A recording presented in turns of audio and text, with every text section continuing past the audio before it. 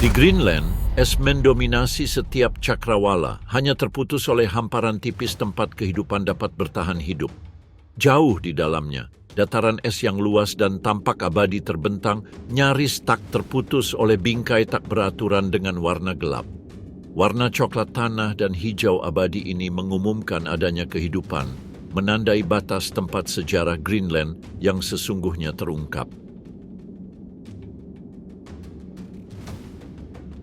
Di sini, setiap wilayah pesisir mengikuti tatanan alam yang berbeda. Di selatan, semak rendah dan bunga-bunga kuat memanfaatkan setiap jam siang hari, menyediakan makanan bagi kelinci kutub dan karibu yang merumput dalam kelompok yang tersebar. Lebih jauh ke utara, medannya mengeras, musim panasnya pendek, dan anjing laut serta rubah kutub berkeliaran di pantai dan gumpalan es yang terapung, beradaptasi dengan setiap perubahan yang dibawa oleh pasang surut. Dalam keseimbangan yang rapuh ini, setiap perubahan pada es di daratan atau arus laut dapat mengubah ritme kehidupan di sepanjang pantai. Seluruh kehidupan ini bergantung pada keseimbangan yang rapuh, yang erat kaitannya dengan es yang mendominasi bagian dalam pulau. Es bukanlah latar belakang yang statis. Ia membentuk iklim, mengarahkan sungai, dan mengatur akses terhadap nutrisi. Sungai-sungai kecil yang mengalir turun dari es yang mencair secara musiman membawa mineral yang menyuburkan alga mikroskopis. Alga ini menopang kehidupan kawanan ikan, dan ikan-ikan tersebut pada gilirannya menjadi makanan bagi burung laut, anjing laut, dan beruang kutub yang berpatroli di pesisir. Tiap unsur bertindak selaras dengan unsur lainnya, dan perubahan apapun akan berdampak pada keseluruhan rantai.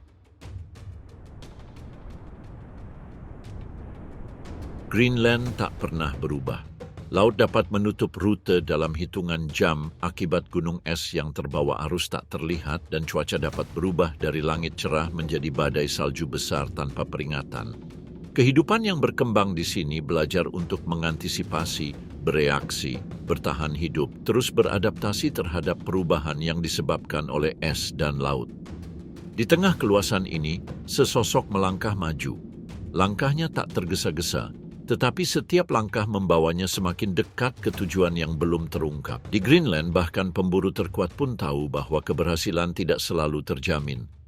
Di sebelah utara, di pantai barat laut dekat Teluk Melville, es laut membentang menjadi dataran yang hampir sempurna, halus, dan tak terhalang.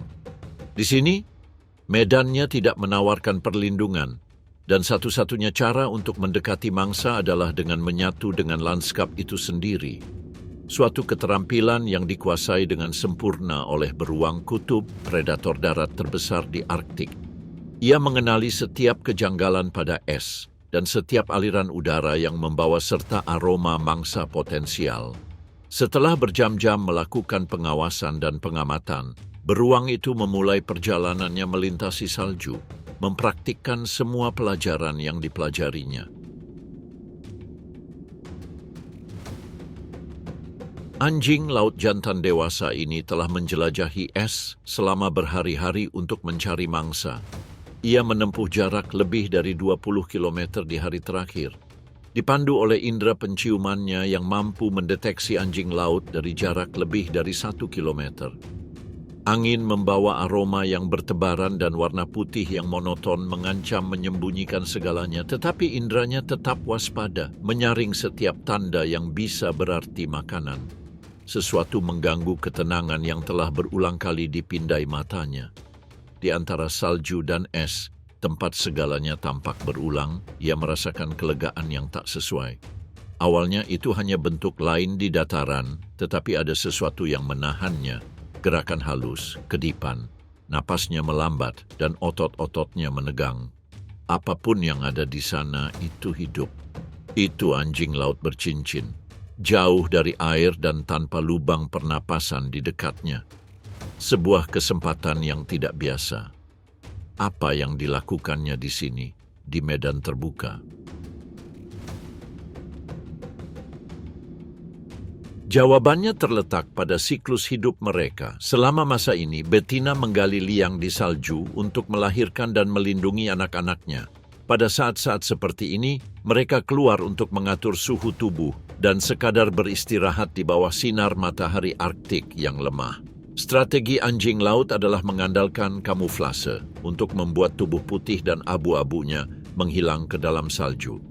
Namun kali ini, kamuflase mungkin tidak cukup untuk menghadapi apa yang menantinya. Beruang itu telah merasakannya. Apa yang tampak seperti gundukan sederhana ternyata adalah tubuh yang hidup, tidak bergerak tetapi waspada. Namun ia tahu bahwa jika ia terburu-buru, anjing laut itu akan melarikan diri. Jadi ia bergerak dengan sangat hati-hati, menyesuaikan setiap gerakan dengan medan dan memastikan bahwa setiap langkah di atas es dilakukan dengan senyap dan penuh perhitungan. Pergerakannya berhenti saat ada tanda waspada, dan ia memanfaatkan gelombang permukaan untuk memecah siluetnya dan mengurangi visibilitasnya.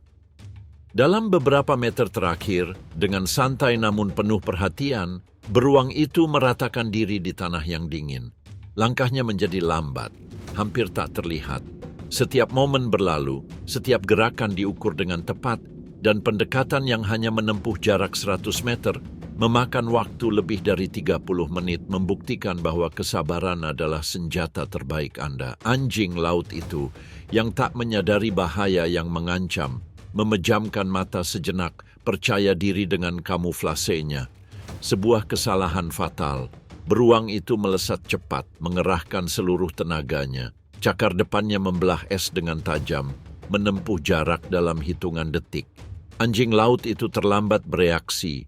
Ia mencoba berbalik ke arah es yang padat, tetapi predator itu sudah berada di atasnya.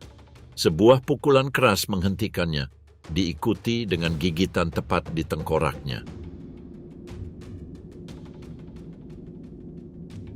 Perlawanan itu segera padam, dan keheningan kembali ke pemandangan, hanya disela oleh angin. Perburuannya sempurna.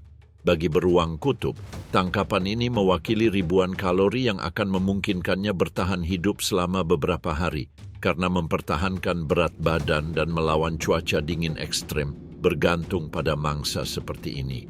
Energinya terisi kembali dan waktu yang diperoleh memberinya keleluasaan di wilayah di mana setiap gerakan diperhitungkan. Setelah pembunuhan terakhirnya, mamalia besar ini berhenti sejenak, mengamati udara dingin di sekitarnya. Dia tidak lagi mencari makanan, ada hal lain yang mendorongnya. Aroma lembut namun tahan lama yang terbawa angin menarik perhatian Anda. Kelangsungan hidup telah memberi jalan kepada naluri baru yang akan membawanya mengikuti tanda-tanda yang dapat mengubah jalannya dan jalan spesiesnya. Ini adalah seekor betina yang sedang berahi, bergerak di sepanjang es laut.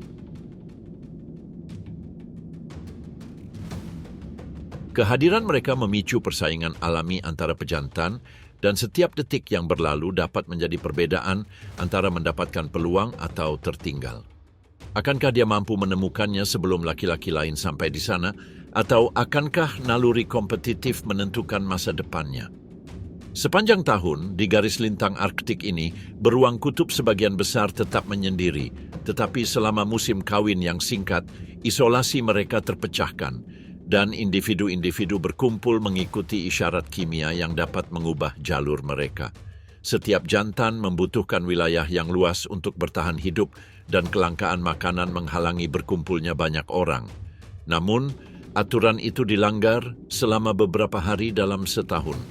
Jantan dan betina bertemu di atas es, dipandu oleh sinyal kimia yang dibawa angin sejauh bermil-mil.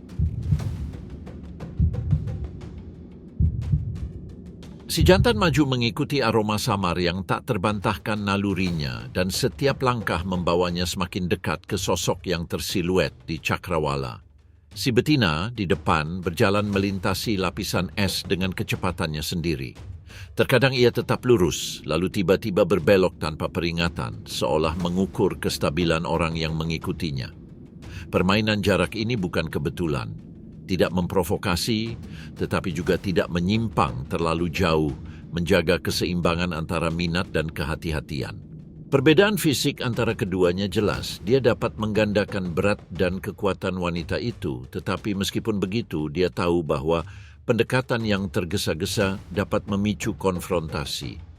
Oleh karena itu, setiap meter yang dicapai diperhitungkan dengan cermat. Betina tak segan-segan mempertahankan wilayahnya dengan geraman dan gigitan, dan jika tidak mau, mereka akan menghilang di antara balok-balok es, seolah-olah tak pernah ada di sana. Baru setelah ketegangan awal mereda dan jarak semakin dekat, proses berpacaran dimulai. Pada titik ini tidak ada tarian atau nyanyian. Dialog terjadi dalam bahasa lain, bahasa yang tidak memerlukan suara. Sentuhan, aroma, dan postur tubuh adalah satu-satunya sinyal yang dibutuhkan untuk menentukan apakah sebuah ikatan mungkin terjadi. Si jantan melangkah di sampingnya, menjaga jarak dengan hati-hati. Ia berjalan dengan langkah terukur, tubuhnya merunduk, otot-ototnya menegang, siap merespons reaksi tak terduga apapun. Si betina yang reseptif pada kesempatan ini membiarkannya tetap dekat, dan setiap gerakan menjadi bagian dari urutan yang dikontrol dengan cermat. Proses pacaran berlanjut dengan gerakan lambat, dan si betina mengevaluasi setiap gerakan. Ia berdiri tegak, mengamati dari sudut matanya, sementara si jantan sedikit memiringkan kepala dan melenturkan anggota tubuhnya sebagai isyarat untuk mengurangi kesan mengancamnya. Ketegangan awal berubah menjadi ketenangan penuh harap. Si jantan tetap waspada terhadap setiap perubahan postur tubuh si betina, menyadari bahwa sekadar berbalik atau mundur selangkah saja sudah cukup untuk mengakhiri segalanya dalam sekejap. Setelah beberapa kali percobaan yang terkendali dan kesabaran yang menunjukkan kekuatannya, si monster putih berhasil maju tanpa gangguan. Ia telah melewati jarak tanpa menimbulkan rasa khawatir, dan demonstrasi ketahanan yang diam-diam ini meyakinkan si betina untuk menerimanya. Perkawinan berlangsung tanpa henti, menandai dimulainya aliansi singkat yang jika kondisinya memungkinkan akan melahirkan generasi berikutnya. Saat siang hari memudar dan jam-jam berikutnya berlalu dengan tenang, ikatan yang baru terbentuk mulai menguat. Selama beberapa hari berikutnya mereka akan bepergian bersama, bergantian antara berburu dan beristirahat. Ini akan menjadi aliansi yang singkat, tetapi cukup untuk memulai proses pembentukannya. Di Kanak, interaksi ini terjadi pada waktu-waktu penting dalam setahun. Betina yang telah melahirkan beberapa bulan sebelumnya fokus memberi makan anak-anaknya, sementara betina yang sedang berahi mencari pasangan yang kuat. Karena kelangsungan hidup generasi berikutnya bergantung pada pertemuan singkat ini. Meski begitu, biologi tak kenal lelah. Bahkan di tengah musim reproduksi, energi adalah rajanya. Jika jantan tidak cukup makan, ia akan kehilangan kekuatan dan tak akan mampu mempertahankan upaya mengikuti betina. Dia, di sisi lain, tidak akan menerima pasangan yang lemah karena nalurinya selalu memihak pada orang yang dapat menularkan perlawanan paling besar kepada keturunannya.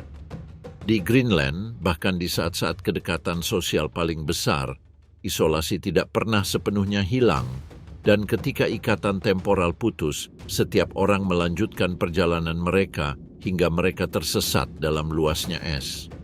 Namun apa yang terjadi setelah pertemuan singkat di bongkahan es itu saat masing-masing kembali ke kesendiriannya?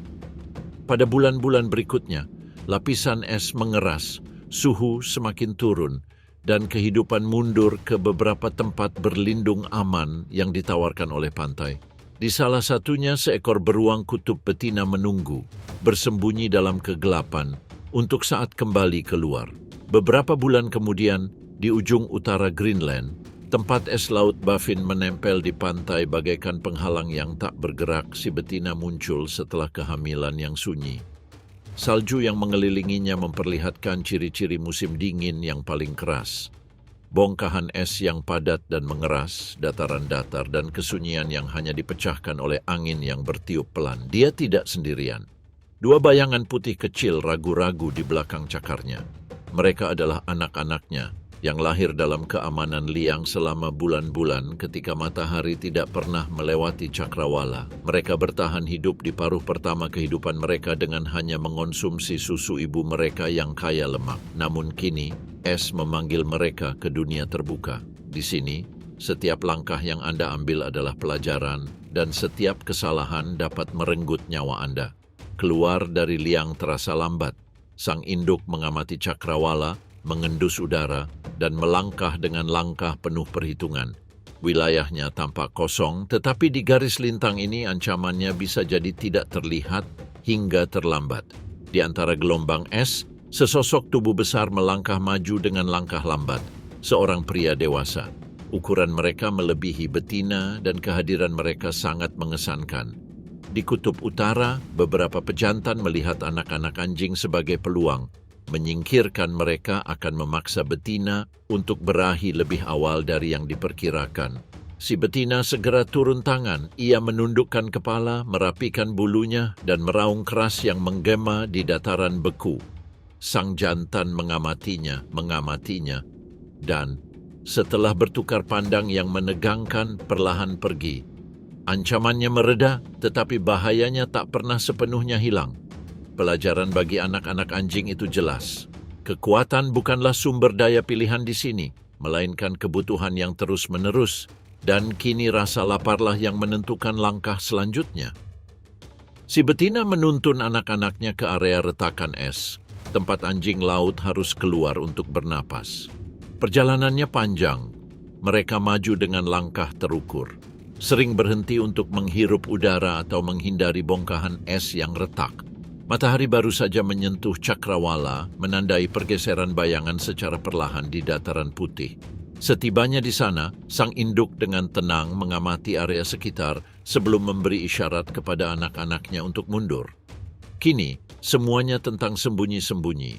Ia berbaring di samping sebuah celah, tak bergerak, tubuhnya searah dengan angin, sehingga aroma tubuhnya tidak mengkhianati kehadirannya. Dia mendengarkan bunyi derak es yang tumpul di bawah telapak tangannya dan gemericik air yang mengalir di kedalaman. Menit demi menit berlalu, terasa begitu lama seolah waktu telah berhenti. Anak-anak anjing yang gelisah mengamatinya dalam diam, belajar tanpa bergerak. Tiba-tiba terjadi gerakan yang nyaris tak terlihat di kejauhan. Seekor anjing laut menjulurkan moncongnya. Ledakan energinya terjadi seketika. Sang betina menerkam dengan presisi seperti layaknya seorang ahli bedah memecahkan es, dan dalam hitungan detik mangsanya pun aman. Anak-anak beruang itu mendekat, awalnya dengan hati-hati, lalu dengan gembira mencicipi daging segar untuk pertama kalinya. Momen ini lebih dari sekadar makanan. Ini adalah pelajaran berburu pertama mereka, awal pembelajaran mereka sebagai predator es. Sang ibu mengendalikan situasi, memperbolehkan mereka makan, tetapi memastikan bahwa energi diberikan secara adil. Perawatan mereka hampir berlebihan, tetapi di kutub utara, setiap anak sapi adalah harta yang tak tergantikan. Kehilangan satu anak sapi berarti membuang-buang usaha bertahun-tahun, dan di lingkungan ini tidak ada kesempatan kedua. Dengan perut kenyang dan bahaya yang sesaat menjauh, keluarga itu beristirahat di atas es. Sang induk mengangkat kepalanya tinggi-tinggi, menatap cakrawala, sementara anak-anaknya meringkuk di sisinya, penuh kepercayaan. Di atas bentang alam yang luas dan tak kenal ampun ini, dia bukan sekadar predator puncak, dia adalah penjaga, guru, dan pelindung. Karena di daratan ekstrim ini, beruang kutub tak hanya bertahan hidup, ia juga menegakkan hukumnya. Dan selama es masih ada, ia akan tetap menjadi penguasa tak terbantahkan di kerajaan putih ini. Namun di dataran tinggi Arktik, bahkan perjamuan seorang penguasa tidak berlangsung damai dalam waktu lama. Apa yang ditinggalkan induk beruang dan anak-anaknya segera menjadi sasaran bagi penghuni es laut lainnya. Di atas salju yang mengeras, jejak noda gelap meliuk-liuk bersama angin bagai luka menganga di lanskap. Aroma minyak yang pekat menyebar jauh, terbawa arus es yang menandakan pesta yang baru saja dimulai. Beberapa ratus meter jauhnya, siluet kecil melangkah mendekati tanah, berhenti setiap beberapa langkah untuk mengendus udara. Rubah Arktik mengukur setiap gerakannya, berhati-hati agar tidak menarik perhatian raksasa putih yang bersama anak-anaknya bergerak menjauh menuju cakrawala yang tampaknya tidak pernah memendek. Selama berjam-jam, ia dengan sabar mengikuti jejaknya, bukan untuk mangsanya, tetapi untuk apa yang pasti akan ditinggalkannya. Di dunia yang beku ini, bangkai adalah sumber daya yang terlalu berharga untuk disia-siakan. Strategi mereka sederhana. Mereka menunggu saat yang tepat ketika pemilik sah sudah muak dan meninggalkan wilayah yang tidak dilindungi, dan sekarang saat itu tampaknya sudah dekat. Karnivora kecil itu berhenti di balik gundukan salju rendah yang padat. Salah satu anak beruang berlama-lama, mengendus-endus udara, dan selama beberapa detik ketegangan terasa begitu kuat, gerakan apapun akan membuatnya ketahuan. Ia tetap tidak bergerak, hampir tidak bernapas, sampai anak paus memutuskan untuk mengikuti induknya dan menghilang di balik riak air. Kemudian sebuah kesempatan terbuka. Rubah mendekati tempat pesta, di mana sisa-sisa lemak dan potongan daging menempel di bulunya. Tidak ada waktu untuk memilih. Setiap gigitan adalah energi terkonsentrasi yang dapat membuat perbedaan antara bertahan hidup di musim dingin atau menyerah pada hawa dingin. Dia merobek sepotong dan mengunyahnya dengan cepat, telinganya bergerak waspada terhadap suara apapun. Pesta dadakan itu tak berlangsung lama. Burung-burung kitiwake mulai berdatangan, melengking tinggi memecah keheningan yang membekukan. Sebuah bayangan melintas di atas salju, seekor gagak meluncur rendah dan yang lainnya mendekat dari cakrawala. Rubah membuat keputusan berdasarkan naluri. Ia menggigit sepotong lemak dan menyeretnya pergi, menghindari gangguan burung. Setelah mengamankan harta rampasannya, ia menuju ke tundra. Di sana, ia mengubur harta rampasan itu, menutupinya dengan salju, dan menandai tempat itu agar ia bisa kembali saat dibutuhkan. Di bawah lapisan es ini, daging tetap utuh selama berminggu-minggu, siap digunakan kapanpun rasa lapar menyerang. Di negeri ekstrem ini, melestarikan apa yang ditinggalkan orang lain bukanlah oportunisme. Ini adalah bentuk bertahan hidup murni. Setelah tempat persembunyiannya aman, ia melanjutkan lajunya di bawah angin yang kencang, bergerak mendekati tanah dengan ekornya sebagai penyeimbang. Tubuhnya menyatu dengan medan bersalju hingga hampir tak terlihat.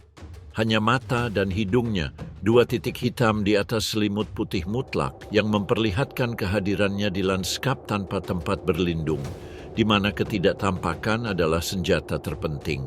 Dan agar strategi itu mungkin terwujud, setiap detail tubuh Anda dibuat untuk bertahan di tempat ini. Bulu mereka bukan sekadar mantel, melainkan hasil adaptasi yang presisi. Di bawah kulit, lapisan bawah yang tebal memerangkap udara diam dan menahan panas, bahkan pada suhu yang dapat membekukan napas mereka dalam hitungan detik. Di atas lapisan dalam tersebut, bulu pelindung yang panjang berfungsi sebagai segel yang rapat, menghalangi embun beku dan mencegah kelembapan menembus ke bagian bawah. Setiap kontak dengan tanah dirancang sedemikian rupa untuk mencegah hilangnya energi. Bantalannya yang dilapisi bulu kasar memungkinkan mereka bergerak di salju keras tanpa terpeleset dan melindungi kulit mereka dari es. Bahkan bentuk tubuh hewan ini mencerminkan perjuangan tanpa henti ini. Telinga pendek yang mengurangi kehilangan panas, moncong kompak yang meminimalkan paparan, segala sesuatu tentang mereka mencerminkan efisiensi dan daya tahan yang dimaksimalkan. Dalam lingkungan di mana setiap kesalahan dibayar dengan rasa lapar, setiap indera selalu waspada. Dan apa gunanya semua adaptasi ini jika tidak untuk mendeteksi apa yang terlewatkan oleh orang lain? Tiba-tiba dia berhenti, telinganya mengarah ke depan seolah sedang menunjuk. Di bawah lapisan salju, ada sesuatu yang bergerak. Tak ada aroma yang bisa diikuti. Angin membawa semuanya pergi, hanya pendengaran yang tersisa mampu mendeteksi gesekan kecil tubuh di atas es. Ambil langkah mundur selangkah, satu langkah lagi. Saat punggung Anda melengkung dan otot Anda menegang, ia melompat dalam lengkungan pendek yang bersih, memecah kerak bumi dengan suara tumpul. Rubah itu tenggelam hingga ke dadanya, terjepit di lubang yang baru terbuka. Lemming tergantung tak bergerak di antara taringnya. Gigitan tepat di pangkal tengkorak telah mengakhiri perburuan. Hewan pengerat ini adalah mangsa yang paling umum dalam makanan musim dinginnya. Rubah dewasa perlu menangkap beberapa ekor setiap hari, antara 8 dan 12 ekor, untuk memenuhi kebutuhan energinya dan menjaga suhu tubuh tetap stabil. Meskipun tidak selalu beruntung, dan di masa kekurangan ia mengandalkan sumber daya apa saja mulai dari burung laut yang mencari-cari di salju dan anak anjing laut bercincin di musim semi hingga telur, bangkai yang ditinggalkan serigala atau beruang kutub, dan bahkan ikan yang ditangkap di air dangkal. Di musim panas, ketika es mencair, ia menambahkan serangga, buah beri, dan vertebrata kecil apapun yang bisa ditangkapnya ke dalam makanannya. Kemampuan beradaptasi dan memanfaatkan apa yang ditawarkan setiap musim inilah yang membuat predator karnivora ini tetap unggul, bahkan dalam kondisi yang paling keras sekalipun.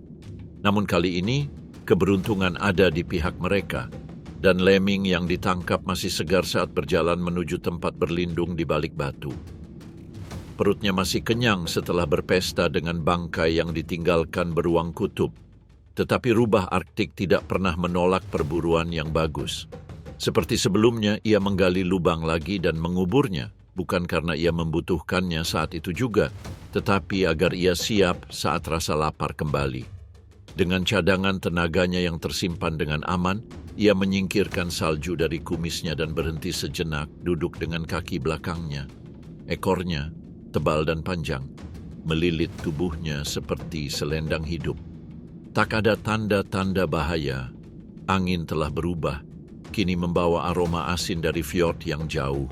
Si rubah menoleh ke sana menilai. Kemudian tanpa suara ia bergerak menjauh di antara gelombang-gelombang hingga kedua titik hitam itu pun menghilang dan yang tersisa hanyalah tundra abadi. Dalam keheningan itu, salju berderak di bawah beban lain.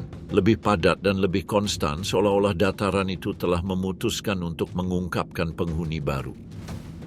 Bagaimana jika beruang kutub dan rubah bukan satu-satunya pemburu yang berkeliaran di Greenland? Di kejauhan, mereka nyaris tak terlihat seperti bercak-bercak bergerak di bawah cahaya redup. Setiap kali bertambah 1 meter, bayangan-bayangan ini semakin jelas, dan garis luarnya mulai menampakkan diri hingga sosok-sosok itu menjadi jelas. 7 serigala membelah salju secara diagonal, dada mereka membusung ke depan, dan kepala mereka menunduk untuk mengurangi hambatan udara. Mereka bergerak dalam formasi yang meregang atau memadat sesuai tuntutan medan, dengan selalu menjaga ritme dan arah.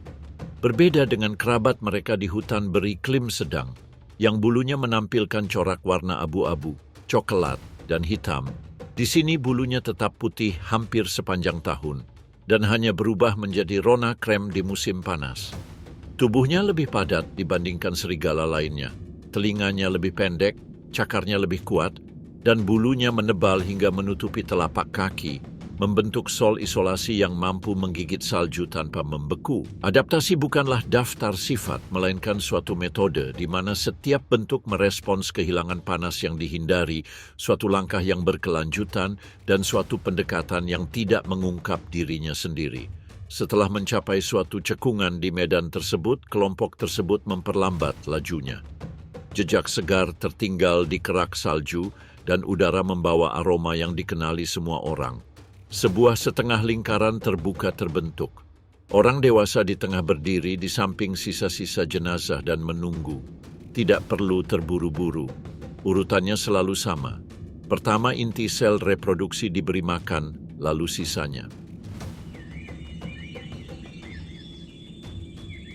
Saat makan, tubuh mereka tetap sejajar, menutupi sisi tubuh dan menutup celah. Di Greenland, bahkan saat makan, serigala mempertahankan formasi yang ketat. Salah satu anak yang masih di bawah umur memutuskan untuk mencoba peruntungannya lebih awal. Ia berjongkok ke depan, mencari celah di antara 2 orang dewasa untuk masuk dari kiri. Serigala terdekat mengubah posisi dan menghalanginya dengan dorongan lembut, cukup untuk membuatnya mundur.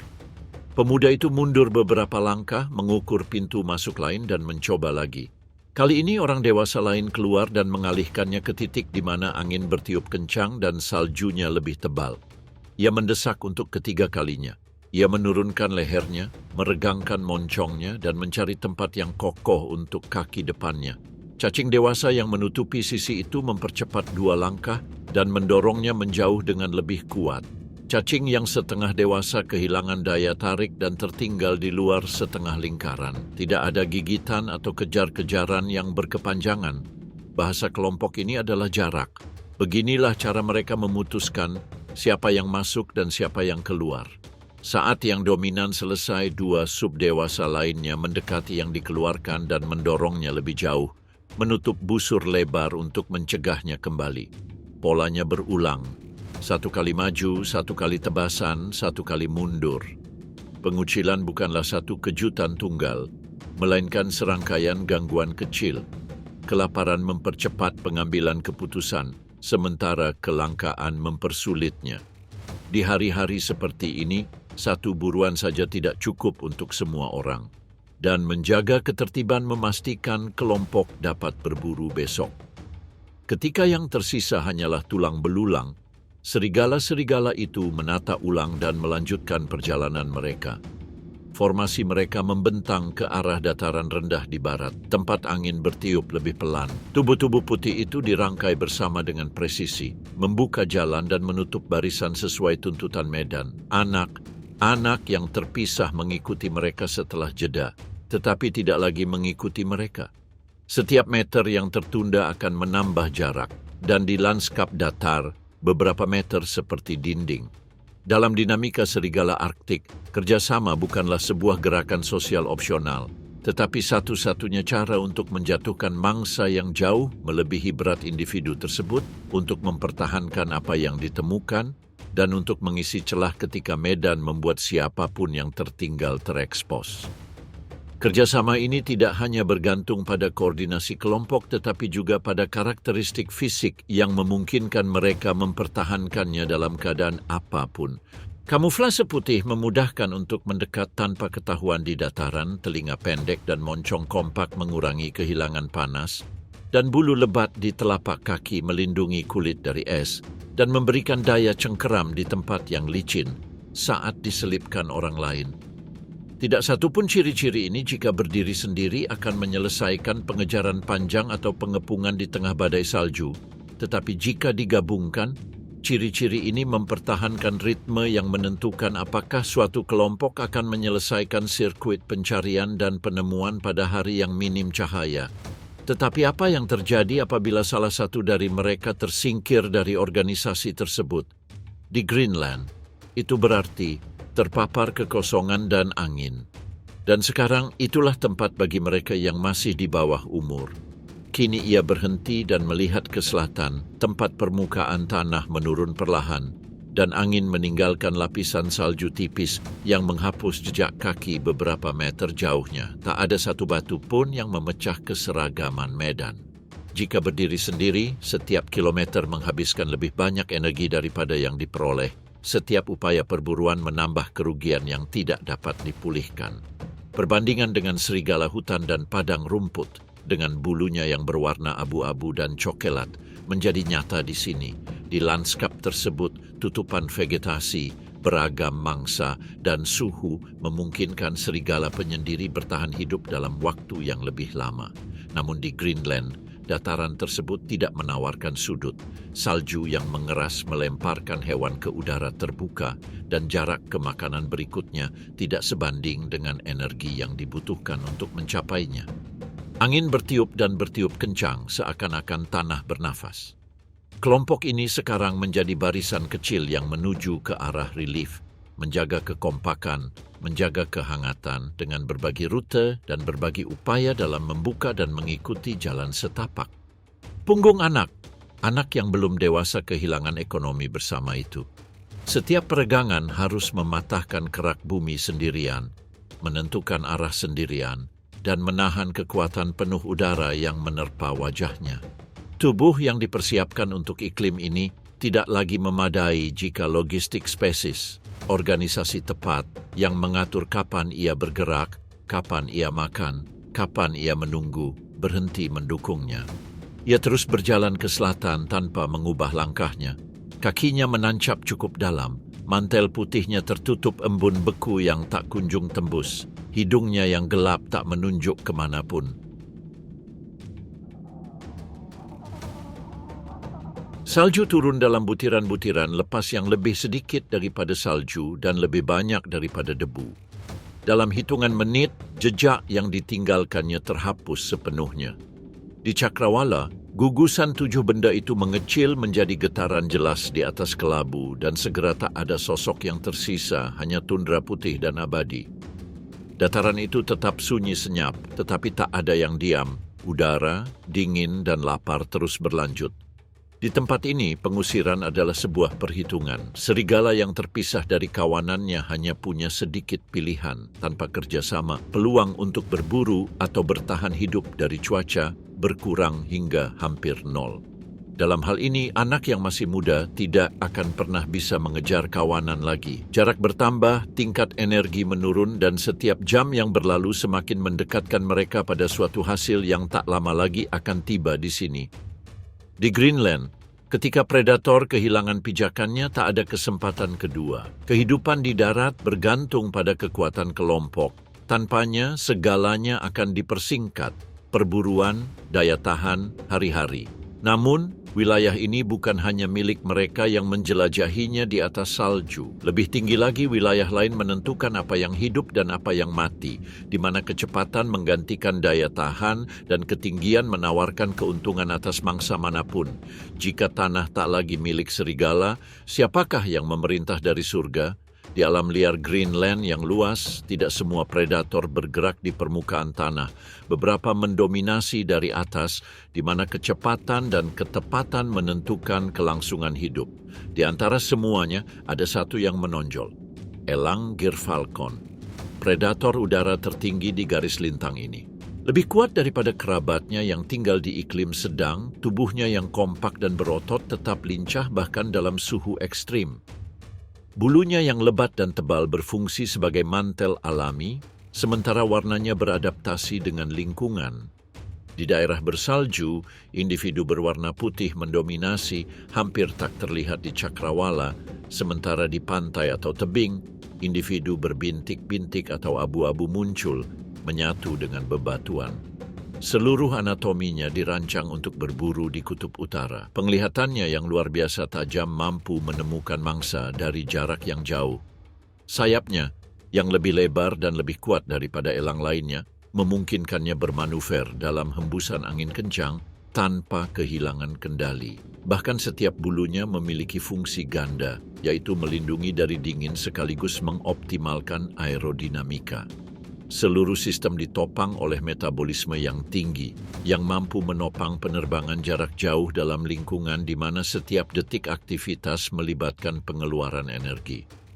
Namun apa gunanya ketepatan seperti itu dalam tubuh jika tidak diuji terhadap mangsa sungguhan?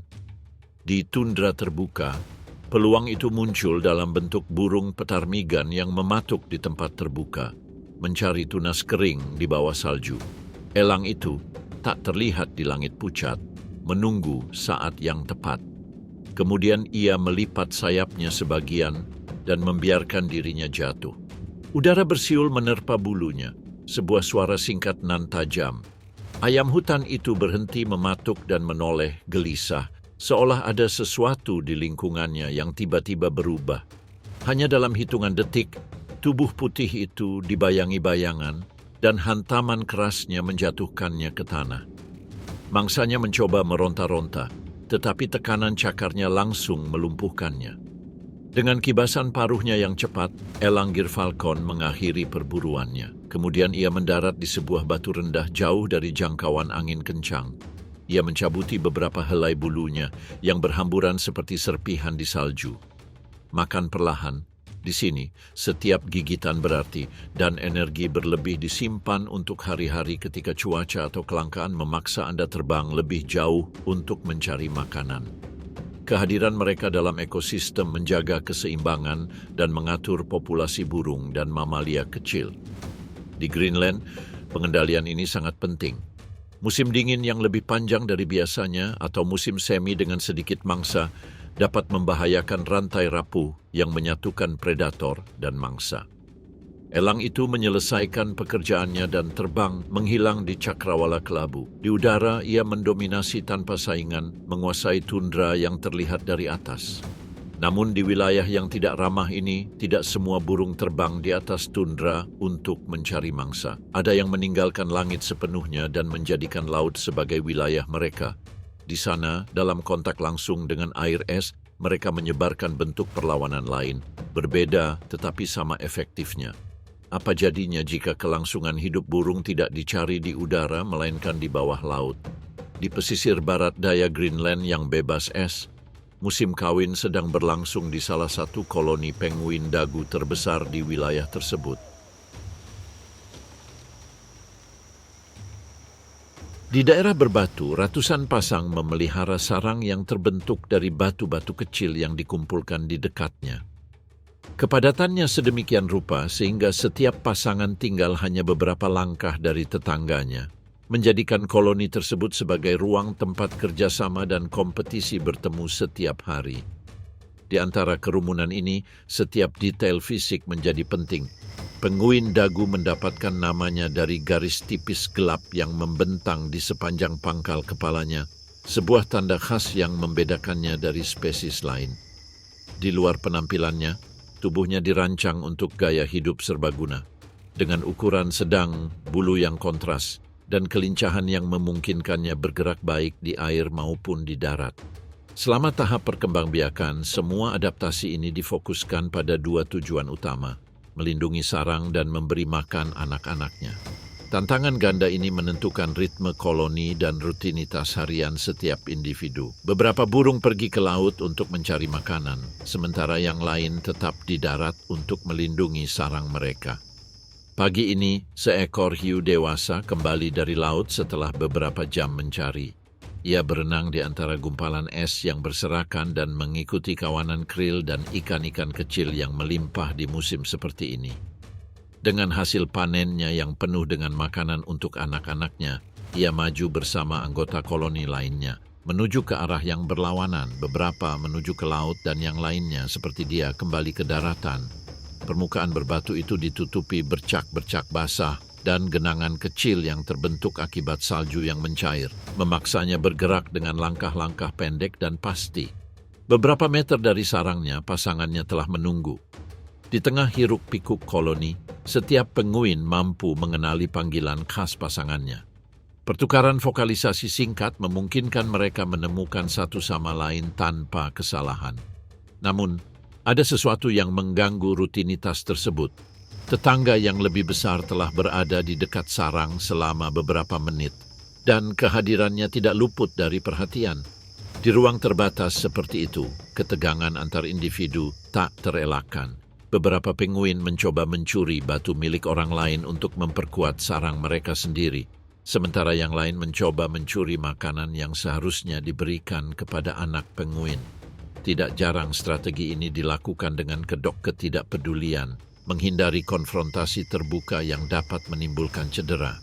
Penyusup itu maju dengan langkah lambat, memutar kepalanya seolah-olah mengamati keadaan sekitar, tetapi mengurangi jarak dengan setiap gerakan. Orang dewasa yang baru tiba berhenti bergerak dan mengambil posisi tegak. Sayapnya sedikit terpisah dari badan dan lehernya direntangkan sebagai cara untuk meningkatkan kehadiran bagi pesaing potensial. Tetangga itu menanggapi dengan anggukan kecil dan panggilan yang dalam. Di antara mereka, anak ayam menunggu, sebagian terlindungi oleh tubuh induknya. Interaksi berlangsung dalam keheningan relatif selama beberapa detik, sesuatu yang tidak biasa dalam koloni yang berisik seperti itu. Ini saatnya untuk evaluasi, karena tidak satu pun dari mereka ingin memulai konflik fisik yang dapat mengakibatkan cedera. Si pendatang baru mengeluarkan beberapa panggilan pendek, disertai ketukan tajam paruhnya di tanah, lalu bergerak cepat menuju sarang. Si penyusup mundur beberapa langkah sambil tetap menatap tajam. Setelah memikirkannya selama beberapa detik, penyusup itu pindah ke bagian lain koloni. Ketegangan mereda dan induknya dapat berkonsentrasi untuk akhirnya memberi makan anaknya. Prosesnya cepat. Makanan dimuntahkan langsung ke paruh anak ayam yang ditelannya sebentar-sebentar hingga kenyang. Pasangan itu tetap berada di dekat sarang selama beberapa menit lagi, mengatur batu dan melindungi anak burung itu dari tubuh mereka. Koloni kembali ke ritmenya yang stabil. Sebagian pergi ke laut, sebagian lagi kembali, dan adegan-adegan kecil serupa terulang di setiap sarang. Kehidupan di sini ditandai dengan siklus-siklus pendek yang berulang, tetapi di dalamnya setiap hari menghadirkan situasi yang unik. Melindungi sarang dan merawat anak-anak bukanlah tugas yang dianggap remeh. Setiap kunjungan ke laut, setiap kembali ke darat, melibatkan negosiasi diam-diam dengan tetangga yang mengganggu. Hari ini laut telah bermurah hati dan anak sapi telah menerima makanannya. Namun tidak jauh dari sana, spesies lain berbagi garis pantai yang sama, dan meskipun jika dilihat dari sudut matanya dapat disangka penguin, ia mengikuti kalender dan aturan yang berbeda. Bagaimana mungkin dua burung yang sangat mirip memiliki gaya hidup yang sangat berbeda?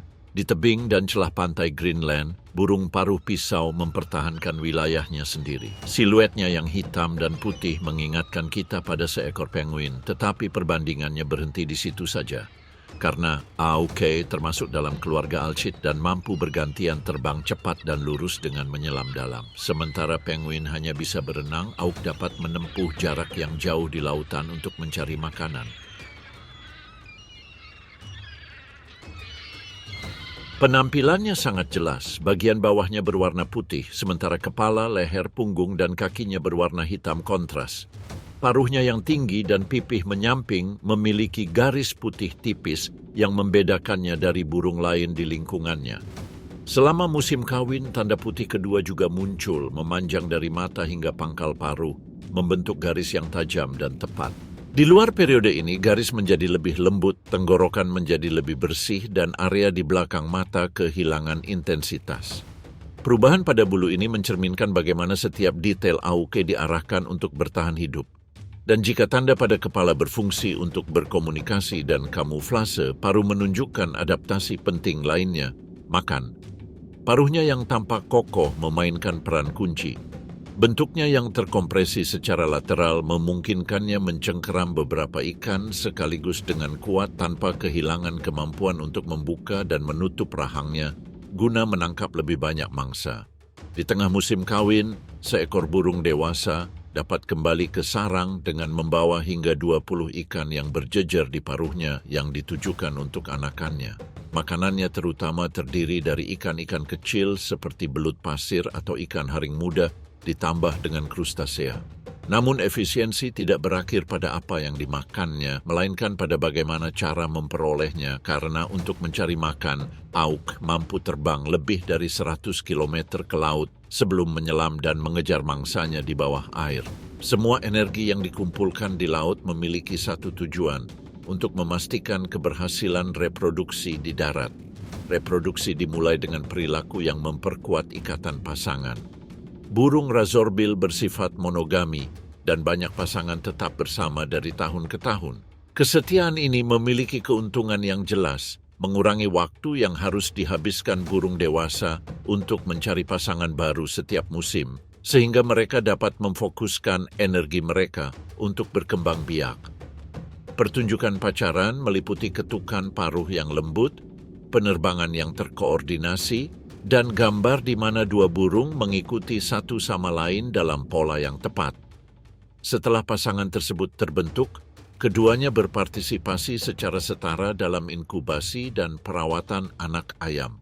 Berbeda dengan penguin, yang cenderung bersarang dalam koloni besar dan terbuka, burung razorbill mencari perlindungan di celah-celah batu atau cekungan alami di tebing. Di sana ia bertelur yang dieraminya selama sekitar 6 minggu. Lokasi sarang mengurangi risiko pemangsaan di darat, tetapi memaksa burung dewasa untuk terbang secara teratur guna mendapatkan makanan. Sementara yang satu tetap di sarang, yang lain pergi ke laut, dan keduanya bergantian menjalankan peran ini secara terus-menerus. Ketenangan yang tampak di tebing itu menyembunyikan tingkat ketegangannya sendiri. Kehidupan di koloni penguin paruh pisau tidak seramai di koloni penguin dagu, tetapi bukan berarti tidak ada persaingan. lubang batu terbaik diperebutkan, dan interaksinya meliputi postur bertahan, panggilan pendek, dan gerakan peringatan dengan paruh. Kepadatan sarang di beberapa area berarti tetangga hanya berjarak beberapa inci, sehingga memerlukan toleransi dan koordinasi. Dinamika ini, meskipun tampaknya murni lokal, memiliki dampak yang lebih luas. Cara setiap pasangan membangun dan bertahan hidup terkait langsung dengan sumber daya yang disediakan laut bagi mereka. Oleh karena itu, peran burung paruh pisau melampaui siklus reproduksinya sendiri. Di Greenland, spesies ini jelas memengaruhi ekosistem pesisir. Konsumsi ikan kecil membantu mengatur populasi ini, dan pada gilirannya, burung paruh pisau menjadi makanan bagi predator laut dan burung yang lebih besar. Pada saat yang sama, keberadaan dan keberhasilan reproduksi mereka berfungsi sebagai indikator sensitif kesehatan laut. Setiap variasi dalam ketersediaan makanan atau kondisi laut akan langsung tercermin pada koloni mereka. Sementara penguin dagu melanjutkan rutinitasnya lebih jauh ke selatan, penguin paruh pisau mempertahankan siklusnya sendiri di tebing utara. Dua burung yang, meskipun berbagi warna dan pantai, menjalani kisah yang sangat berbeda. Namun, keduanya bergantung pada laut yang sama, dan apa yang terjadi di perairan tersebut dalam beberapa bulan mendatang akan menentukan nasib keduanya. Namun keseimbangan yang rapuh di Greenland ini tidak hanya terjadi di laut. Di tundra, jauh dari tebing dan koloni pesisir, pergulatan konstan antara predator dan mangsa juga terjadi. Dan di sana, tidak seperti burung laut, tidak semua mangsa menerima nasibnya begitu saja. Beberapa orang mengubah kerapuhan mereka menjadi sebuah strategi, menyempurnakan sumber daya yang memungkinkan mereka tidak hanya melarikan diri, tetapi juga mengecoh sepenuhnya orang-orang yang menguntit mereka. Di antara mereka, yang paling menonjol di wilayah yang tak kenal ampun ini adalah kelinci Arktik, hewan yang keberadaannya dibentuk oleh lingkungan yang didominasi hampir sepanjang tahun, oleh musim dingin yang panjang dan keras. Di sini, cahaya hampir tidak menyentuh cakrawala selama berbulan-bulan sehingga menyulitkan pencarian makanan. Angin bertiup tanpa halangan, menyapu tundra beku, menerjang siapa saja yang berani menjauh dari tempat perlindungan mereka. Dan salju yang padat dan tajam mengubah setiap gerakan menjadi ujian ketahanan. Bagi kelinci, bertahan hidup dalam kondisi ini membutuhkan lebih dari sekadar naluri. Ia membutuhkan tubuh dan perilaku yang dibentuk untuk menghadapi setiap tantangan ini. Ini bukan sekadar kelinci salju. Ia merupakan keturunan dari lagomorf yang jauh lebih kecil dan lebih rentan yang menghuni daerah beriklim sedang ratusan ribu tahun yang lalu. Namun di sini, di Arktik, evolusi telah mengubahnya menjadi sesuatu yang lain. Kaki belakangnya panjang dan kuat, mampu mendorongnya dengan kecepatan yang mudah melampaui sebagian besar predatornya dalam jarak pendek. Telinga mereka, tidak seperti telinga kerabat mereka di selatan, telah diperkecil untuk meminimalkan kehilangan panas, meskipun mereka mempertahankan mobilitas dan ketajaman yang diperlukan untuk mendeteksi suara apapun di atas angin. Dan bulunya tidak hanya putih dan lebat, ia bertindak sebagai isolator termal dan kamuflase sempurna, membuat siluetnya tak terlihat di lanskap bersalju. Namun senjata terhebatnya bukanlah otot atau kamuflasenya, melainkan kelicikannya. Suatu sore, saat badai salju mereda selama beberapa jam, seekor kelinci keluar untuk menggaruk salju guna mencari akar. Pergerakan mereka hati-hati, tetapi kutub utara tidak memaafkan kecerobohan. Karena beberapa ratus meter jauhnya, seekor rubah Arktik mengangkat kepalanya, menatap tajam ke arah sosok yang bergerak melintasi dataran dan mulai mendekat. Keheningan salju memungkinkan pengejaran dimulai tanpa peringatan. Kelinci mendeteksi ancaman terlambat, tetapi reaksi cepatnya dapat membuat perbedaan. Dalam sekejap, ia berubah dari menggali salju menjadi berlari dengan panik. Kakinya yang panjang menghantam permukaan es dan melemparkannya dengan lompatan besar. Rubah melaju di belakangnya, tidak hanya mengandalkan penglihatannya, tetapi juga indera penciumannya, mengikuti jejak tak kasat mata yang ditinggalkan kelinci. Selama jarak tak terhingga, pengejaran tetap seimbang. Rubah semakin dekat di lintasan lurus, kelinci di setiap perubahan arah. Namun kemudian hal yang tak terduga terjadi. Alih-alih terus melarikan diri ke depan, kelinci itu memperlambat lajunya, membuat belokan tajam ke arah samak kecil yang tertutup salju dan bersembunyi di bawah perlindungannya. Otot-ototnya menegang dan dia menjadi tidak bergerak sama sekali. Apa yang mendorongnya untuk berhenti tepat ketika hidupnya paling terancam? Rubah yang mengikuti jejak aroma tidak menyadari tidak adanya gerakan. Hidungnya menuntunnya melewati semak-semak dalam garis lurus, yakin bahwa mangsanya masih ada di depan. Dalam hitungan detik, ia hilang di kejauhan, masih berlari mengikuti jejak yang sudah tidak ada lagi. Kunci manuver ini terletak pada angin dan aroma. Dengan menyimpang dari jalur dan berhenti, kelinci memutus jalur yang diikuti rubah. Sang predator, yang tidak mampu mendeteksi perubahan langsung, terus melanjutkan jalur aslinya, bergerak semakin jauh dari lokasi mangsanya yang sebenarnya. Taktik ini yang disempurnakan dari generasi ke generasi mengubah kelinci Arktik menjadi ahli penipuan yang mampu bertahan hidup bukan hanya dengan berlari lebih cepat, tetapi juga dengan berpikir lebih cepat. Ketika keheningan kembali, si kelinci menjulurkan kepalanya, mendengarkan dan melanjutkan pencarian makanannya, seolah-olah tidak terjadi apa-apa.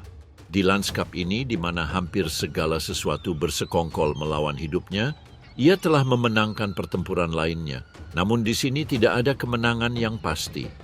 Di kutub utara yang jauh ini, bahkan mangsa pun bisa muncul sebagai pemenang, meski hanya sementara. Karena musim dingin tidak berlangsung selamanya dan segera tundra akan mengubah aturannya. Setelah berbulan-bulan kegelapan, keheningan, dan es abadi, musim panas tiba, bagaikan ledakan senyap. Sinar matahari tidak lagi bersembunyi.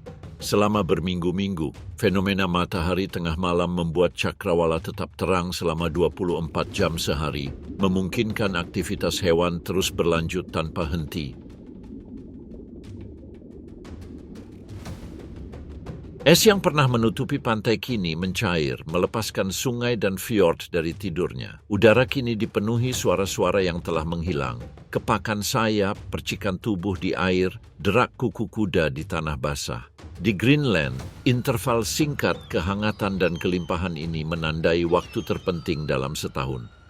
Di sepanjang pantai, perairan bebas es menarik narwal dan walrus yang datang untuk memakan kawanan ikan dan krustasea. Siluet gelap mereka bergerak di bawah permukaan. Sesekali muncul ke permukaan untuk menghirup udara sebelum menyelam kembali untuk mencari makanan. Di bawah matahari yang tak pernah terbenam, raksasa laut ini dapat memperpanjang perjalanan berburu mereka, memanfaatkan cahaya yang konstan untuk mengarahkan diri dan menjelajah. Semuanya adalah bagian dari skenario yang sama, di mana setiap spesies menemukan tempatnya. Di permukaan yang terfragmentasi, anjing laut beristirahat, tidak menyadari untuk saat ini ancaman yang mengintai. Di daratan, dataran yang sebelumnya berupa gurun putih kini tertutupi hamparan hijau. Inilah panggilan karibu yang berkumpul dalam kelompok besar untuk merumput tanpa lelah. Dengan cahaya yang konstan, pergerakan dan makanan mereka meluas sepanjang malam yang cerah, mengubah ritme yang di garis lintang lain ditandai oleh siang dan kegelapan. Kedatangan mereka tidak luput dari perhatian, karena di kejauhan, serigala mengintai, mengamati setiap gerakan, menunggu saat di mana salah satu individu menjauh dari perlindungan kelompok. Di udara, ribuan burung migran telah kembali untuk memanfaatkan mangsa yang melimpah. Angsa, camar, dan loon menempati setiap tempat bersarang yang tersedia. Panggilan mereka memenuhi langit dan penerbangan mereka yang konstan merupakan koreografi yang ditentukan oleh urgensi perkembangbiakan. Matahari tengah malam memungkinkan perjalanan mencari makan meningkat memperpendek waktu antara memberi makan anak-anaknya. Ledakan kehidupan udara ini juga merupakan kesempatan ideal bagi predator.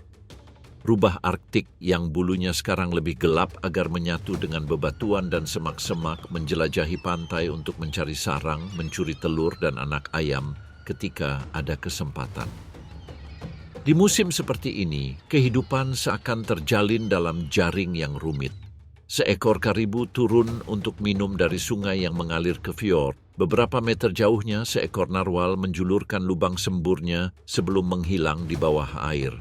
Di bebatuan di dekatnya, seekor rubah kutub menunggu dengan sabar sepasang burung meninggalkan sarangnya. Setiap spesies tenggelam dalam perjuangannya sendiri, tetapi semuanya bergantung pada ledakan energi singkat yang dibawa musim panas, yang ditingkatkan oleh cahaya tanpa gangguan, yang mempercepat proses perburuan, reproduksi, dan pertumbuhan. Namun, cuaca pada waktu khusus ini tidak begitu dapat diprediksi, karena bahkan di musim panas, kabut tebal dapat menutupi pantai dalam hitungan menit, sehingga menyulitkan perburuan bagi burung dan menyulitkan navigasi bagi mamalia laut. Hujan dingin dan angin dingin dapat melanda lembah terbuka, memaksa hewan herbivora mencari perlindungan. Dan meskipun es mencair, ia tidak akan hilang sepenuhnya dan menjadi pengingat hidup bahwa musim dingin selalu menanti untuk kembali. Kelimpahan musim panas adalah gencatan senjata yang rapuh dan semua spesimen merasakannya dengan sempurna. Predator memanfaatkannya untuk mengumpulkan cadangan, herbivora untuk membesarkan generasi berikutnya, dan burung untuk memastikan anak-anaknya dapat terbang sebelum salju kembali. Selama periode yang sama, lautan juga memasuki periode aktivitas terbesarnya. Kawanan ikan muncul dari perairan dingin dan gelap. Krill menyebar di lapisan dangkal, dan pesta ini menjadi panggilan yang menempuh jarak bermil-mil di bawah air. Mengikuti sinyal tak kasat mata itu, siluet putih dan abu-abu mulai berdatangan, memecah ketenangan. Paus beluga dan paus narwal tertarik ke arah pantai. Bagi paus beluga, musim panas berarti kesempatan dan paparan. Cetacea bertubuh kekar dan berkulit putih ini berkumpul dalam kelompok besar di dekat fjord dan muara, tempat salmon dan ikan lainnya berenang melawan arus, dan tempat panggilan mereka bergema di bawah air seperti sistem komunikasi yang kompleks. Cahaya yang tak terbatas memungkinkan mereka memanfaatkan setiap jam untuk mencari makan dan menempuh jarak yang mustahil di musim dingin. Namun, aktivitas konstan yang sama di area yang lebih terbuka juga meningkatkan peluang mereka untuk mudah terdeteksi. Periode kelimpahan ini membawa risiko yang tidak berasal dari predator alami apapun. Di perairan ini manusia berperilaku seperti pemburu, menggunakan metode dan jangkauan yang melampaui strategi ekosistem apapun. Tidak seperti orca atau beruang kutub yang jumlah mangsanya terbatas, kapal manusia dapat mengejar dan mengurung seluruh kelompok sambil menembakkan tombak atau senapan dari jarak dekat. Dalam hitungan menit, ketenangan fjord itu hancur oleh gema tembakan dan suara kering tubuh-tubuh yang membentur air. Lebih dari 2 dekade lalu, tangkapan tahunan sekitar 1.000 spesimen di berbagai wilayah Arktik dan di Greenland, tekanan itu hampir tidak berkurang. Setelah setiap hari berburu, laut ditandai. Noda darah mengapung di permukaan, terbawa perlahan oleh arus, jejak yang mengungkap besarnya pembantaian. Situasi ini memaksa beluga untuk mengubah kebiasaan mereka. Beberapa kelompok bermigrasi di malam hari, memanfaatkan cahaya redup fajar Arktik untuk menyatu dengan pantulan air. Yang lain telah mengubah rute mereka ke daerah dengan es yang mengapung, yang lebih sulit diakses oleh perahu. Ini bukan pertahanan yang sempurna, tetapi menunda saat pemburu menemukan mereka lagi. Dan sementara beluga mencoba mengulur waktu di wilayah yang semakin dapat diprediksi bagi manusia, narwal menghadapi risiko yang hampir sama. Karena pola migrasinya yang hampir terkoreografi membawanya setiap musim panas ke teluk dan fjord tempat ikan kod Arktik dan cumi-cumi berlimpah. Tetapi ketepatan waktu itu membuatnya mudah untuk diantisipasi, dan dalam berburu, prediktabilitas merupakan suatu kerugian. Kemudian mantel tebal yang melindunginya di musim dingin menjadi beban. Karena tidak mampu melepaskan bulunya yang tebal, musk ox tidak bermigrasi dalam jarak jauh untuk menghindari panas, tetapi mencari daerah yang lebih tinggi atau lereng yang terkena angin di mana udaranya lebih dingin dan matahari tidak terlalu terik. Selama jam-jam tengah hari, mereka meminimalkan aktivitasnya, lebih memilih merumput saat fajar atau senja, dan menjaga langkah kaki yang lambat dan terukur untuk menghemat energi dan menghindari kepanasan. Namun bukan cuaca panas itu sendiri yang paling mengganggunya di musim ini. Saat musim panas berlanjut dan suhu mendukung pembentukan lahan basah, ancaman yang jauh lebih kecil tetapi konstan muncul, serangga parasit. Di lingkungan ini nyamuk dan lalat kuda bermunculan dalam jumlah besar, menghisap darah lembu dan mengganggu mereka selama berjam-jam tanpa henti. Serangga ini tidak hanya menyebabkan iritasi, mereka juga dapat menularkan penyakit dan melemahkan banyak individu melalui kehilangan darah yang terus-menerus. Pada hari-hari yang sangat panas, kawanan nyamuk begitu padat sehingga lembu-lembu hampir tidak mengangkat kepala mereka untuk merumput, terlalu sibuk melambaikan kepala mereka untuk menakuti penyerang. Seekor jantan dewasa dengan berat lebih dari 300 kg dapat bergerak dengan sangat lambat, mencari arus udara yang mengganggu terbangnya serangga atau tetap berada di hamparan salju yang masih dapat menahan laju serangga di mana suhu yang lebih rendah dapat mengusir parasit. Di tundra terbuka, kawanan juga menjadi perisai kolektif. Sapi-sapi berkumpul bersama dan pergerakan tubuh yang terus-menerus membuat serangga bingung dan mengalihkan perhatian mereka. Ini adalah strategi perlawanan.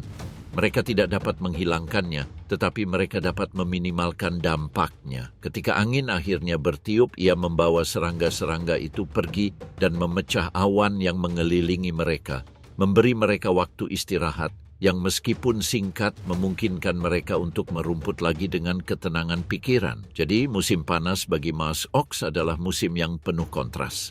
Kelimpahan makanan terjamin, tetapi sebagai balasannya mereka harus menahan panas dan gangguan serangga yang tiada henti. Di sini ancaman tidak selalu datang dengan taring atau cakar, terkadang hampir tak terlihat, diukur dengan dengungan tak berujung. Namun di tundra, setiap spesies menghadapi tantangannya sendiri. Bagi sebagian spesies, perjuangannya bukan melawan cuaca atau kawanan serangga, melainkan melawan musuh yang mengintai jauh di atas. Siapa yang dapat menyerang tanpa meninggalkan jejak di salju dan tanpa korban melihatnya datang? Predator diam ini menemukan tempat yang sempurna untuk beraksi di tengah musim panas. Bentang alam Arktik yang dulunya tertutup salju kini menampilkan hamparan hijau yang memecah kebosanan medan. Fjord-fjord kini bebas es, dan angin membawa aroma rumput laut dan sedimen dari pesisir. Itu adalah waktu yang singkat tetapi intens. Jutaan burung yang bermigrasi berkembang biak, mamalia muda mengambil langkah pertama mereka, dan jam-jam tanpa akhir di bawah sinar matahari tengah malam memungkinkan untuk makan kapan saja. Namun kelimpahan ini bukan tanpa risiko. Di wilayah tempat banyak predator darat dan laut telah memanfaatkan musim ini, ada satu pemburu yang mengamati dari perspektif lain, udara. Burung hantu salju, salah satu predator paling jitu di Greenland, menempati tempat unik dalam ekosistem ini. Ia lebih menyukai daerah terbuka dan tak terhalang, di mana ia dapat memantau dan mendeteksi mangsa dari jarak jauh. Ia tidak bersembunyi di hutan atau berlindung di gua. Di sini, di mana hampir tidak ada pepohonan, tundra adalah wilayahnya. Sarangnya tidak tersembunyi. Ia merupakan cekungan sederhana di dalam tanah, terletak di sebuah bukit yang darinya ia dapat melihat dengan jelas. Dari sana seekor betina mengawasi anak-anaknya, sementara si jantan menjelajahi wilayah yang luas untuk mencari makanan. Di musim panas, burung hantu salju menemukan kesempatan berkembang biak terbaiknya. Ketersediaan mangsa jauh lebih banyak daripada di musim dingin. Lemming, anak burung pantai, dan bahkan anak burung camar dan angsa. Strateginya tidak bergantung pada pengejaran yang berkepanjangan. Predator ini mendasarkan keberhasilannya pada dua keunggulan, penglihatan yang tajam, mampu mendeteksi gerakan sekecil apapun pada jarak yang jauh, dan kemampuan terbang yang senyap, berkat struktur bulunya yang mengganggu aliran udara dan meredam suara. Adaptasi lain yang paling mencolok adalah kemampuannya memutar kepalanya hingga 270 derajat. Gerakan ini, yang dimungkinkan oleh sendi leher khusus dan sistem peredaran darah yang mencegah aliran darah ke otak terputus, memungkinkan Anda memperluas bidang penglihatan tanpa harus menggerakkan tubuh. Hal ini mengurangi kemungkinan terdeteksi oleh mangsanya dan memudahkannya memantau sebagian besar wilayahnya dari satu posisi. Sekarang, di suatu area yang medannya menurun ke arah pantai, seorang pria dewasa berdiri di atas sebuah batu. Dari sana ia mengamati sekelompok angsa muda sedang merumput di dekat air ditemani oleh seekor angsa dewasa yang waspada. Burung hantu itu tidak bergerak, hanya kepalanya yang berputar mengikuti gerakan burung itu. Angin bertiup dari laut membawa aroma menjauh dari bendungan. Selama beberapa menit tidak terjadi apa-apa. Si jantan tetap diam, mengukur jarak dan sudut pendekatan. Kemudian, dengan hentakan singkat, ia melebarkan sayapnya. Terbang rendah dan terkendali, hampir sejajar dengan tanah. Tidak ada satu suara pun yang menunjukkan pendekatannya. Hanya beberapa meter dari kelompok itu, ia tiba-tiba berubah arah. Sayapnya mengepak sebagian, dan sedetik kemudian cakarnya mencengkeram salah satu anak ayam. Serangan itu berlangsung kurang dari 5 detik. Sisa kelompok melarikan diri ke dalam air, sementara si dewasa mencoba memperingatkan bahaya dengan terlambat. Dalam beberapa saat, burung hantu itu terbang menjauh sambil membawa mangsanya ke dalam. Ia tidak makan langsung di tempat. Makanan disediakan untuk pasangannya dan anak-anaknya yang menunggu di sarang. Di kejauhan, si betina memperhatikan dan mengeluarkan suara singkat saat melihat si jantan kembali. Meski demikian dan ada peluang lain ketika burung hantu menemukan mangsa yang muda, musim kelimpahan ini tidak berlangsung lama. Hanya dalam beberapa minggu, spesies yang bermigrasi akan pergi, lemming akan mengurangi aktivitasnya, dan suhu akan turun. Menghadapi perubahan mendadak dalam ketersediaan makanan, burung hantu salju juga akan meninggalkan daerah tersebut, pindah ke daerah lintang yang lebih sedang atau beradaptasi dengan perburuan yang lebih sulit di musim dingin. Namun saat ini, cuaca sedang mendukungnya, dan ia harus memanfaatkan waktu singkat dan kelimpahan ini sebaik-baiknya. Setiap perburuan yang berhasil berarti hari lain untuk bertahan hidup bagi anak-anaknya, dan setiap kesalahan dapat berarti perbedaan antara hidup dan mati di hari-hari mendatang. Dan ketika musim dingin kembali menguasai wilayah ini, hanya jejak sayap yang pernah mendominasi langit yang akan tersisa. Seperti burung hantu, setiap penghuni Greenland hidup dengan siklus tanpa henti yang sama. Di sini, kelimpahan dan kelangkaan mengikuti satu sama lain dengan ketepatan yang tak henti-hentinya, dan setiap musim membawa tantangan yang memerlukan adaptasi terus-menerus. Di sepanjang pantainya yang dingin, fjord yang tak berujung, dan dataran tinggi yang disapu angin, Greenland memperlihatkan dirinya sebagai tanah dengan kontras yang ekstrim. Dari gletser yang pecah menjadi bongkahan-bongkahan raksasa hingga tundra tempat setiap jengkal tanah bebas dieksploitasi, pulau yang luas ini merupakan rumah bagi ekosistem yang dibentuk oleh adaptasi selama berabad-abad. Di garis lintang ini, di mana kegelapan musim dingin dan matahari tengah malam menentukan denyut musim, kehidupan telah belajar untuk berkembang tanpa ruang untuk kesalahan. Serigala abu-abu menempuh jarak yang mustahil, mengikuti jejak yang menghilang dalam badai salju, menggabungkan daya tahan dan koordinasi untuk memburu mangsa yang sulit ditangkap. Sementara itu, beruang kutub, penguasa es laut, menyempurnakan keheningannya hingga titik ekstrem, menyatu dengan pemandangan hingga saat yang tepat memecah keheningannya. Di tebing dan pantai terbuka, burung paruh pisau menghadapi laut yang ganas dan tekanan langit terbuka, berganti-ganti antara kecanggungan di darat dengan keterampilan di bawah air yang memungkinkannya bertahan hidup di tempat yang hanya sedikit burung yang mampu melakukannya. Lebih jauh ke pedalaman, kelinci Arktik berjalan melewati jantung musim dingin dengan cakar yang tampaknya dirancang untuk menembus salju dan kecerdasan yang memungkinkannya menipu para pengejarnya, mematahkan pola yang diikuti herbivora lainnya. Dan ketika musim panas menyelimuti malam dengan cahaya yang tak terputus, keheningan penuh harap mendominasi area terbuka. Dari titik pandang yang tinggi, burung hantu salju mengamati setiap detail, memutar kepalanya untuk mencakup bidang penglihatan yang mustahil. Serangannya, jika terjadi, merupakan puncak kesabaran, ketepatan, dan kekuatan yang dieksekusi dengan gerakan yang ekonomis, sehingga jelas mengapa ia merupakan salah satu predator paling efektif di negeri ini. Masing-masing individu ini telah mengembangkan strategi unik untuk bertahan hidup di Greenland, sebab sekadar melawan dingin, kurangnya tempat berlindung, atau ketidakteraturan musim saja sudah diperlukan. Perlu menguasai keterampilan yang mungkin tidak diperlukan di tempat lain, tetapi di sini merupakan kunci untuk bertahan hidup. Dari pemburu yang paling gigih hingga mangsa yang paling banyak akal, semuanya adalah bagian dari keseimbangan yang dipertahankan melalui adaptasi yang konstan dan tepat. Greenland bukan sekadar wilayah terpencil. Disinilah evolusi tanpa lelah menyempurnakan, membentuk makhluk-makhluk yang tak ada di tempat lain di planet ini. Di sini kehidupan tidak hanya bertahan, ia bertransformasi,